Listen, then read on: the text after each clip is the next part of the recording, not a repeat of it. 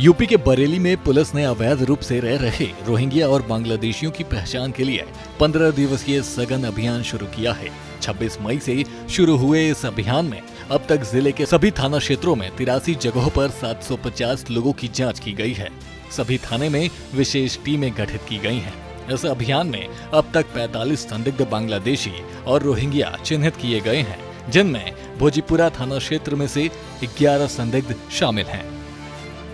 शासन से प्राप्त निर्देशों के क्रम में 25 मई से 10 जून तक 15 दिवस का एक अभियान जनपद बरेली में हम लोगों के द्वारा चलाया जा रहा है, जिसमें जो बांग्लादेशी या रोहिंग्या अवैध रूप से अगर कहीं रह रहे हैं तो उनका चिन्हीकरण कराया जाना, उनका सत्यापन कराया जाना और उनका डिपोर्टेशन कराया जाना, ये कार्रवाई सम्मिलित है। इसमें पूर्व में भी एमएचए की गाइडलाइंस प्राप्त हो चुकी हैं। उन्हीं गाइडलाइंस के क्रम में हम लोग इस पूरी प्रक्रिया को कर रहे हैं। कुल 58 टीमें बनाई गई हैं। 29 थाना क्षेत्रों में 2-2 टीमें हैं, जिनके द्वारा सुबह और रात के टाइम पे जाके ऐसे क्षेत्रों में जहां बाहर के लोगों को रहने की या तो संभावना है या कोई उनके पास इस तरह की इंटेलिजेंस इनपुट है या सूचना है, वहां जाके वो लोग वेरीफाई करते हैं, लोगों से बातचीत करते हैं, उनसे पूछते हैं कि वो कहाँ के रहने वाले हैं और फिर उस एड्रेस का जहाँ का वो बताते हैं उसका सत्यापन कराया जाता है। अभी तक इन टीमों ने कल लगभग 85 पॉइंट्स पे इस तरह के लोगों की चेकिंग की है और उसमें लगभग 750 लोगों को चेक किया गया, जिनसे बातचीत की गई और 45 लोग ऐसे थे जो संदिग्ध पाए गए और उनका सत्यापन हमारे द्वारा कराया जा रहा है। ये 45 लोग ज़्यादातर ऐसे हैं जिन्होंने ये बताया कि वो अन्य प्रदेशों के रहने वाले हैं। तो जो जगह उन्होंने बताई है, जो डिस्ट्रिक्ट और जिला प्रदेश उन्होंने बताया है, वहाँ पे हम लोग सत्यापन करा रहे हैं। हम लोग की एक प्रक्रिया होती है जिसमें हम वेरीफाई कराते हैं कि वो मूल रूप से वहाँ के रहने वाले हैं या नहीं है। जब ये सत्यापन पूर्ण हो जाएगा तो जो भी उसके परिणाम प्राप्त होंगे उसके आधार पर अग्रिम कार्रवाई हम लोग सुनिश्चित करेंगे। पुलिस इन संदिग्धों के दस्तावेजों की जांच कर रही है और फिंगरप्रिंट्स को राज्य फिंगरप्रिंट्स ब्यूरो भेज रही है।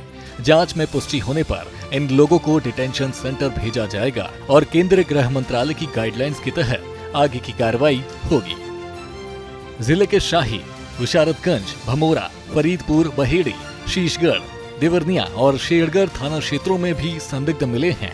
पुलिस स्थानीय अधिसूचना इकाई के साथ मिलकर सत्यापन कर रही है। अभियान के अंत में 11 जून तक सभी थानों को अपनी रिपोर्ट एसएसपी कार्यालय में जमा करनी है।